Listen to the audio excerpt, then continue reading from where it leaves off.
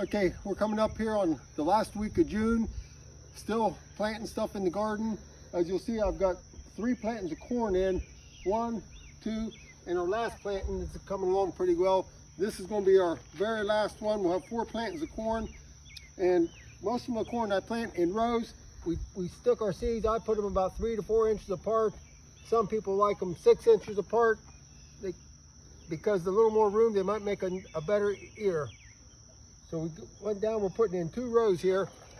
All you got, what I did with this corn is I usually, this time of year when it's warm out, I'll soak it in water overnight. I put the corn in a jar, put water on it, let it soak for 5 or 6 hours or more, and then we'll plant it. A simple little thing, cover it up.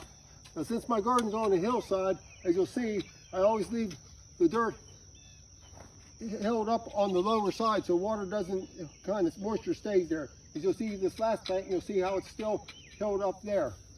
Now our first and second batches of corn, we've taken and held them up, put some dirt up around them, so when you get a windstorm or something, maybe it won't blow them over. Now this corn here, some of them will have on what we call some suckers. You want to take the suckers off of the corn, and all that amounts to is the sucker is like a little corn coming off the base of the big stalk. So we'll go through and we'll pull them off. It gives more strength, will go to making the ears on them. The rest of our garden down here coming along real nice. Our tomatoes has been tied up 3 times. Our cabbage is coming along. This time of year, you got to watch with cabbage. You'll get them little white butterflies coming. They'll lay their eggs and it turns into the cabbage worms. I've went through, and when I see that they're eaten, I'll just kill them by hand.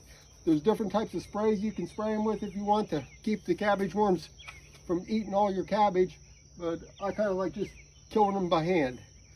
So we've got a few more things that we're going to plant late, maybe even some beans yet, but I never quit planting up until even through July. I'll be planting something.